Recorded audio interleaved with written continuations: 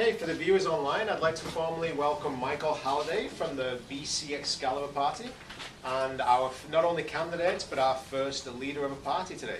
So Michael, thank you for coming to Central. Oh, thank you very much. And Appreciate thank you, it. everyone.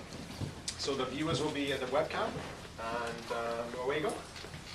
Hello, we are the BC Excalibur Party, a new fun political party. Okay. The name Excalibur comes from mythology or legend. I'm sure some of you have heard of King Arthur. Right? Yeah. Good. Excellent. Well, it was a time in England with legend where there were robber gangs, there were private armies, there were invaders, there was civil war, there was hunger, homelessness, bullying, theft. It wasn't a very nice place to live in. So, King Arthur, and I've heard a discussion here, was able to pull the sword out of the rock. But that's a different sword, but 99 out of 100 people will think that's Excalibur, right?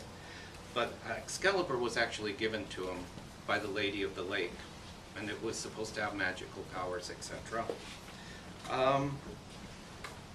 Funny thing with, we've translated this into other languages, and in Chinese it translated into heavenly sword, so we figure we're really doing good. The sword Excalibur could only be used in just causes. And it had to be used with truth, honor, and justice. And we figure that's a good way to run a government, is with truth, honor, and justice. You wouldn't have half of the problems with government if they remembered this. And if it was used wrongly, it would break, making it useless. But with that sword, he heralded in a golden age. The land and the people and the government were one. They were united together, working together. Doesn't sound like the way things are going right now, does it? No. There was an end to poverty, hunger, the gangs were defeated, bullying ended, and all the wars ended in England. And the people were healthy, happy, and prosperous. Good goals, right? Is this a great legend? Yeah. So we formed the party using the sword Excalibur as a symbol that, yes, we will work towards these ideals. That everyone is equal, and so we work towards balance and making BC a safe, happy home for everyone. I started this party because I found out that 85%, or 8.5 people, did not know who to vote for this election.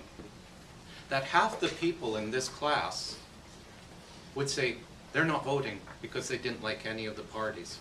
They didn't represent them, so they weren't going to vote for them.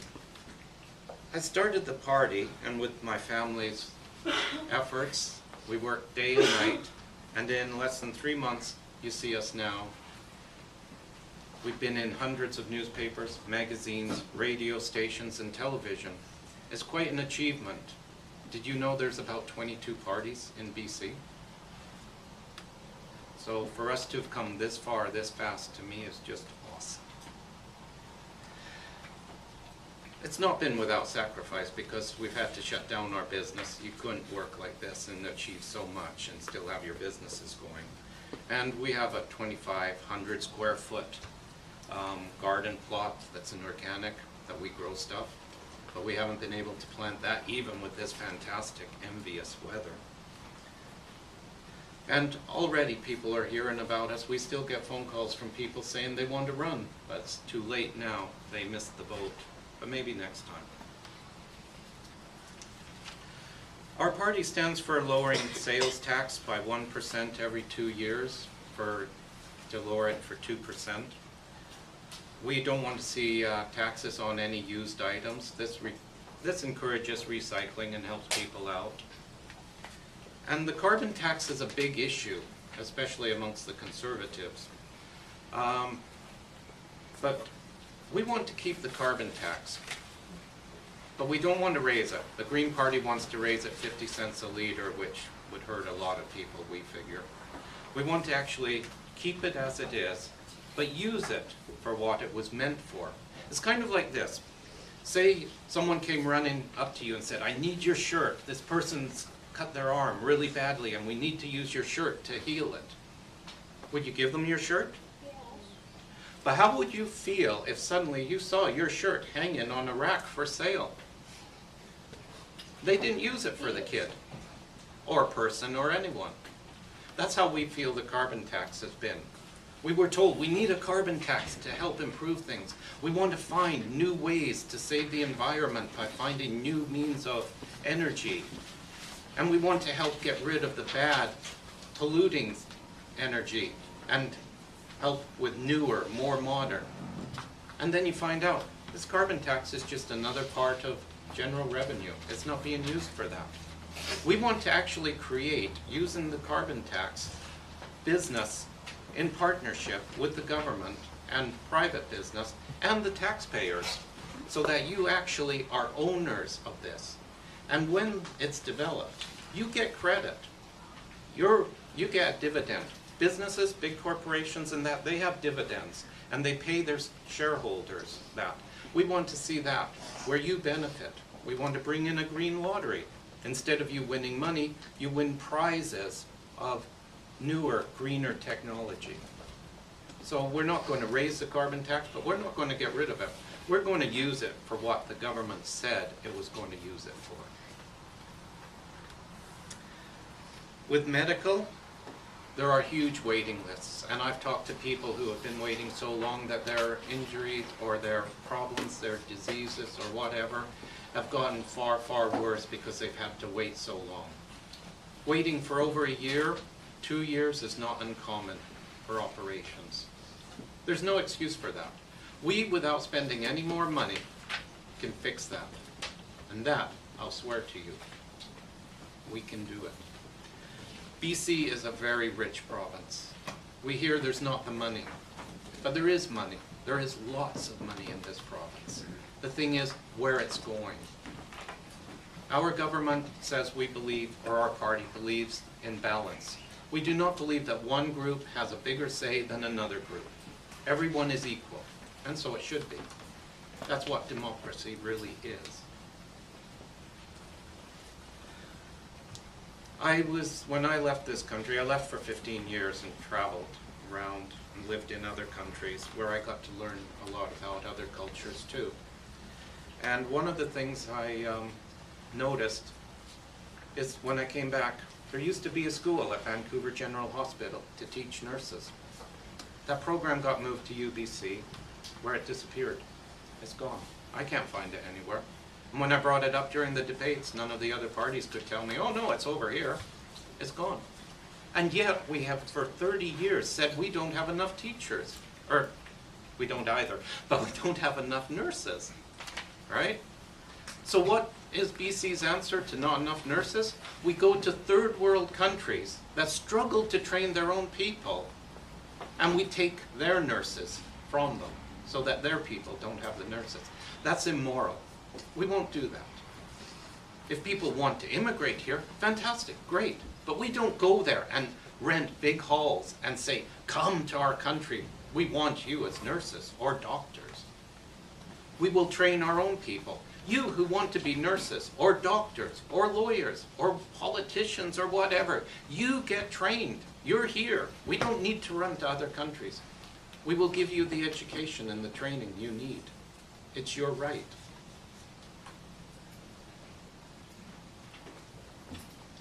We want to see, instead of nurses that are highly trained doing paperwork in offices, we want to hire office staff.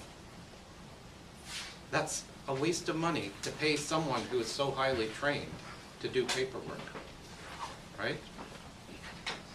So that money can go into the medical. There's a lot of wastage with the medical. There are people that have to wait. They have to go to their doctor, then they have to come back and see a specialist, then they have to go back to their doctor, and then they go back to see the specialist. And if they're late, which can happen, they have to start all over again. They have to go to the doctor, they have to wait for the appointment for the specialist. That's costing us money every time that happens, right? That's a waste of money. So there's a lot of money there in the system already that can just be cutting off the fat, making it better.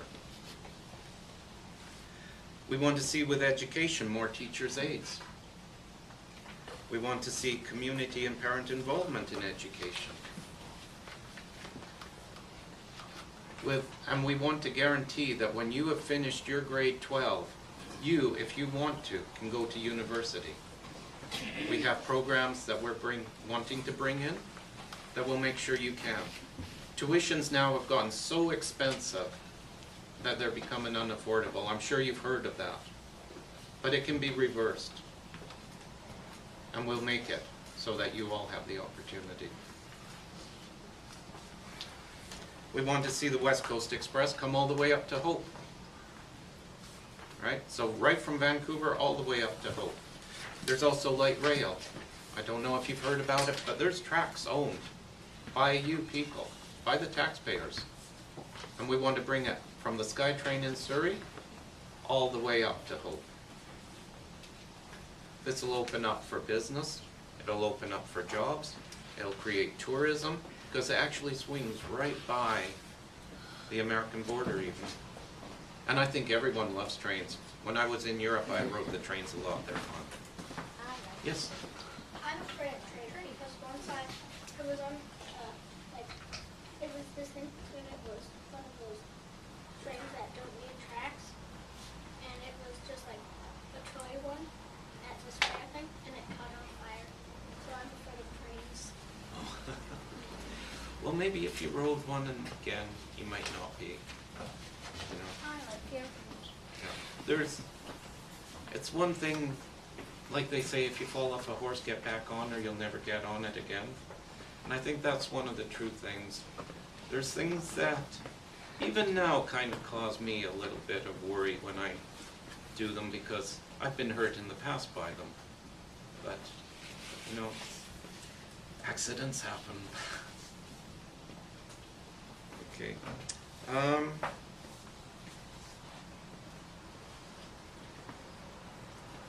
So, there are a lot of programs we have, and what I'd like to hear is your questions, because I was at the high school, or not high school, another school, and they asked a lot of questions, and they were real eye-openers. You actually have a lot of questions out there that make us think, and that's good. Just like I hope we make you think when we come and talk to you. So, I'll end there. Yeah, Michael, so if I could repeat the question just for the purposes of the people watching, because some of our students have quite soft voices, and the questions are not really heard. If I can repeat it before you answer, that would be really helpful. Oh, okay. Thank Sorry. you. You want some help picking? Or Sure. Yeah. That's Okay. it. Shelley, right at the back. Okay, my name is Shelley, and I was wondering, do you agree with putting in the BC oil pipe in the Blakely Alberta? So the question, Michael, is do you agree with the pipeline from Alberta through British Columbia to the coast? I do not agree with it. But I'll tell you, even if I did agree with it, there is no way that 85 politicians in BC sitting in Victoria should tell you yes or no. I think something like that would have to go to everyone. There are over 4 million people in this province. How can 85 people decide something of that magnitude that's wrong? It should be everyone decides. But I personally am against it. Dylan? Will we be putting more money into schools for technology field trips for the budget? Yeah. So the question was, will you increase funding to schools for technology and field trips? Yes, we will. And actually, I was with one of our candidates who's in Richmond East, and he's an engineer. He has businesses in Canada and also in China. And he was really excited about these computers, I guess, that are about this size, and yet they're far cheaper to buy than regular laptops and that. And so he was saying, you know, for the price of one laptop, we could put 4 or 5 of these little computers in a classroom. So, yes. Alexis? Why do you insist on using taxpayers' money for your own personal use?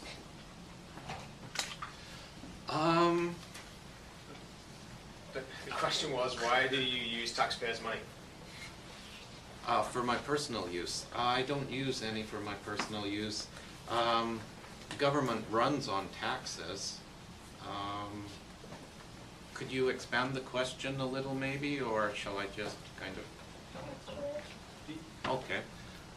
Do you mean for traveling expenses, Alexis, and salaries, and for government employees, MLAs, and things like that? Yeah, okay. Like any job, you get paid.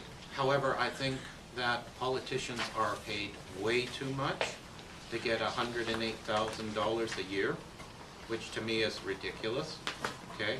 But if they are working like they should be, then they need to be paid or they can't live with their families.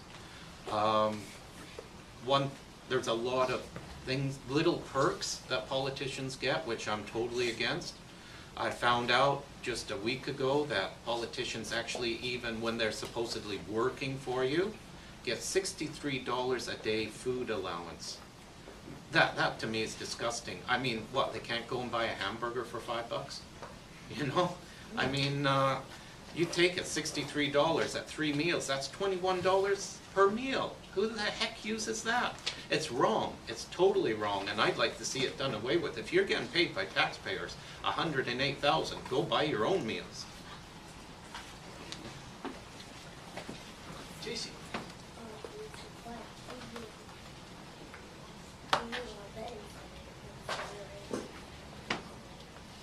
The question is, what are your thoughts on the waste-to-energy incinerator? I think the waste to energy incinerator is a waste. It highly pollutes. It's not healthy at all, and we will not support it. However, a lot of that waste actually could be tapped for other sources that aren't burning it, but like in a dump. And then we have the technology now to turn that into like methane gas. And methane gas can also go towards fueling vehicles. Even now, our engines could handle a something like about 20% mixture. So, What would you do for the healthcare of like hospital and medical help? What will you spend the money for?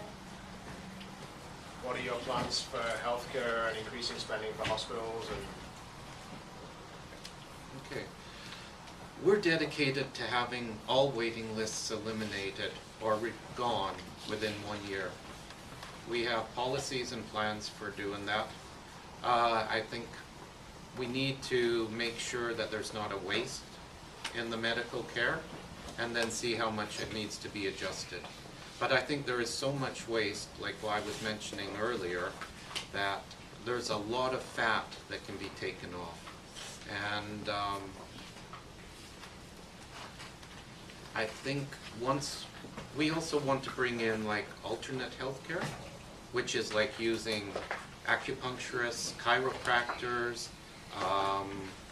Chinese herbalist doctors, naturopaths, to get the people healthier and more knowledge on those.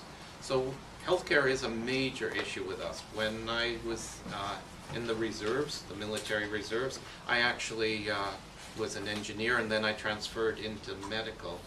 And even just a year ago, I went into training to become a level 2 first aid person, and have been on emergency response. So medical care and looking after people are very close to my heart. Does that answer your question? Yes. Yes? Okay, great. Tyrell's mom. I was curious if within your platform you have anything to address the discontent that First Nations people are feeling. Well, actually, it's a difficult issue for me because, as you know, there's no one running in Chilliwack Hope. That's because I reserved it for First Nations people. And I tried very, very hard, contacted chiefs and councils and that to see if I could get someone to step forward. Because BC is the only, well, there's one other province, I forget which it is, does not have a First Nations person in the legislature. And my real goal was to have 3 First Nations people actually as politicians so they could be in the legislature and actually address the issues within government rather than having to be on the outside. But people didn't get back to me much. I was kind of ignored. And then there was one group, which is Idle No More. I contacted them. And they actually explained to me that it's because they don't really acknowledge, because they're still claiming the land, they don't acknowledge the government as much, so they don't want to be involved in actually running. And so I think it's something that needs to be addressed, but I think it's going to be a lot harder road than I thought it was going to be. But aside from the electoral process, do you have anything within your plans to address that at all? I think, because I'm only starting to really understand the issues, having talked to people, like, I think there's been so much injustice. I think there's a lot of lack of knowledge, and I think on both sides, really. And I think we've really got to understand one another and talk. And I think with talk, we get understanding, and with understanding come solutions. That's what I think. Because there's a lot of issues I was not aware of, and I think very valid issues. Dakota. What is your platform? Because after that. If we could, we can review the tape later, Dakota. Thank you. Haley. What are your plans to reduce BC's ecological footprint? Well, I think with keeping the carbon tax and actually using the carbon tax for what it was meant for, I think that would be a huge, huge improvement. I've heard the NDP actually say they're keeping the carbon tax because we're in debt. That sounds to me like they're going to use it for general revenue. The Liberals, they have used it for general revenue. They have not used it for what it's meant for, so it's just another tax. And the Conservatives want to scrap it completely. We want to say, yes, we will use it for what we said we'll use it for, and we will actually work towards reducing the footprint, because we will use technology and improve it and make it better so that people can change. One of the things I also want to do is for people that have older cars, and they have to have older cars, that maybe want to have a new car, we will use the carbon tax system to help them get a new car even. So we will make things more affordable, make it so that ones that cause more pollution, same with equipment, use it to actually remove the footprint, or at least lighten the load. Tara? What is your opinion on chlorinated water? The question was, what are your opinions on the water quality in Chilliwack with regards to chlorine? I think the Chilliwack water was really good water. I am not convinced about the E. coli. You might be surprised to know that every one of you has E. coli in you, right? So it's the amount of E. coli that is the problem. I've heard that the real problem was the actual pipes are leaking in contaminants. Well, if they're leaking in contaminants, it's not prudent to start using a poison to purify the water by killing the germ. It's more prudent to fix the pipelines. I think, fix the pipe. If it's leaking in contaminants, you don't just ignore it, you fix it. Yes? What are your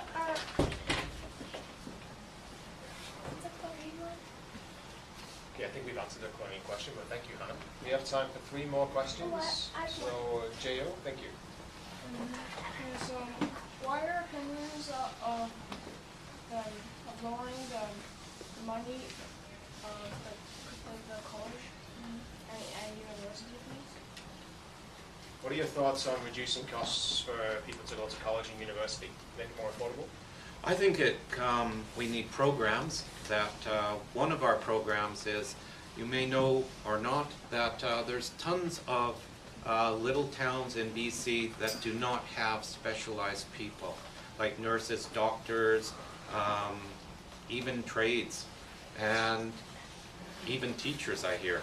And so what we would do is, one of our programs, for those that want to get involved in it, we would totally 100% pay your tuition. We would have you go through the university training or trades training, whichever. We would then give you a job at a reduced rate for 5 years, but you would go to where you are desperately needed.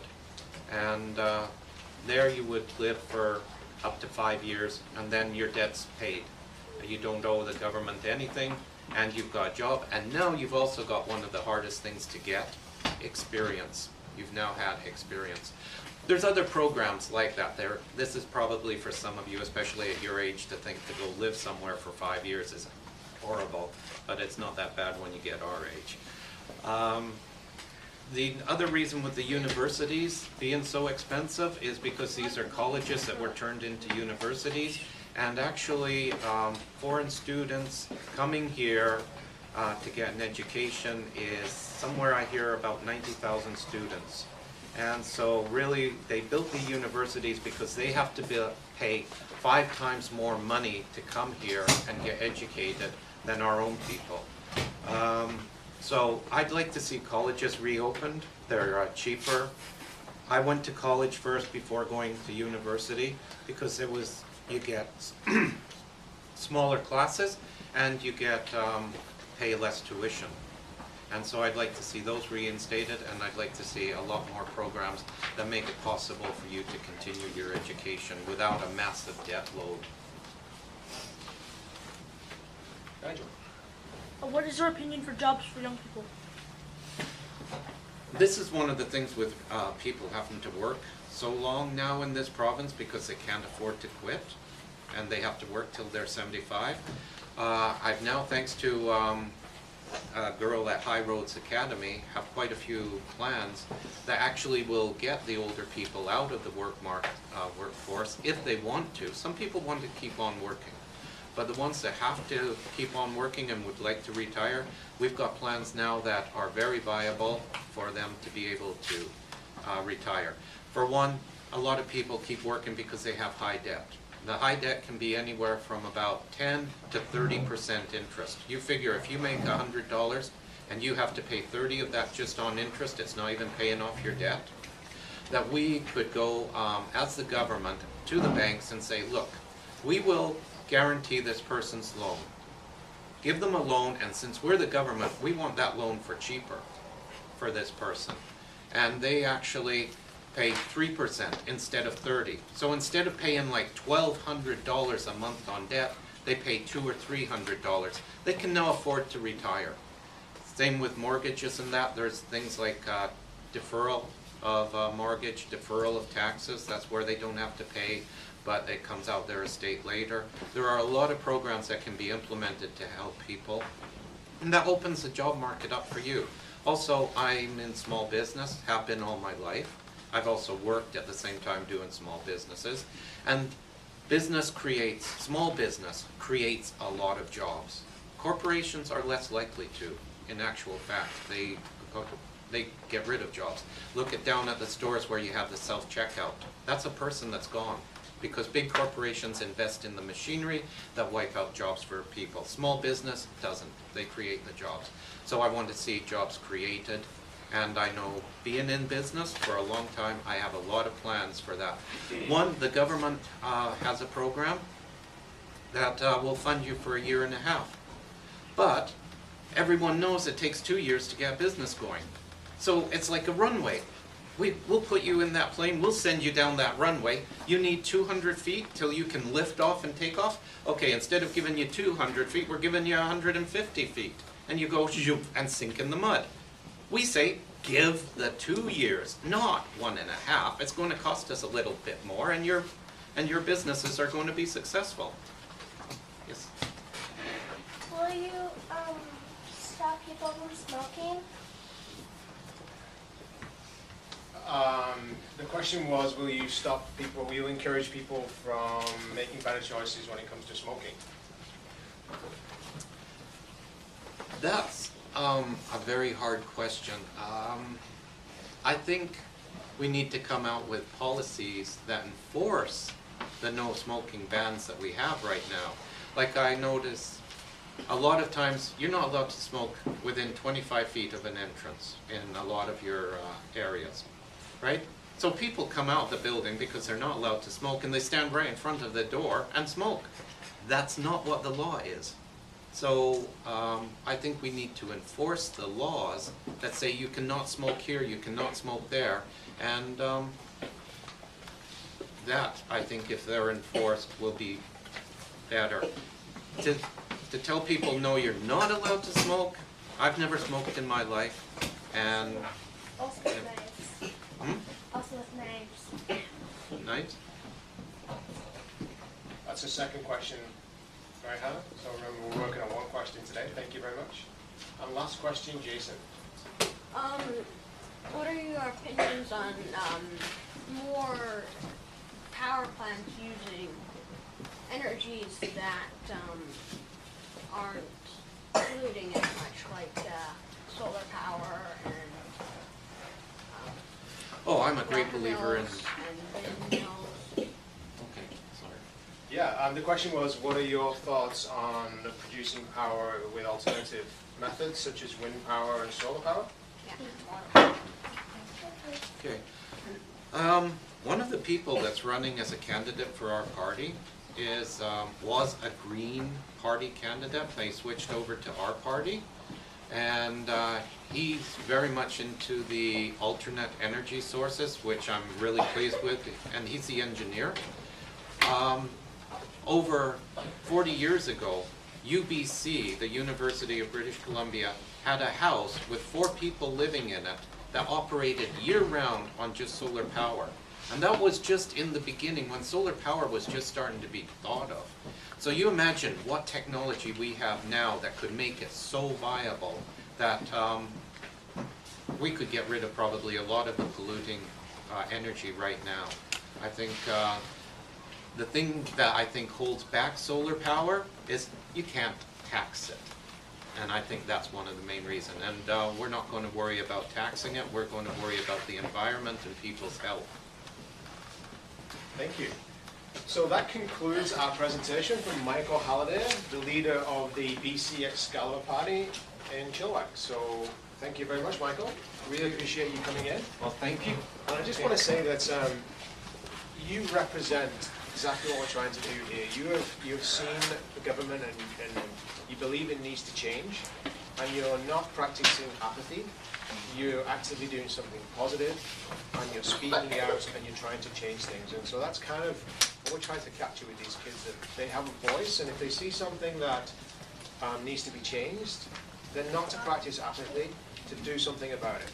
Yes. And I feel like that's the essence of you, and thank you very much for coming in and sharing that with us. Well, thank you.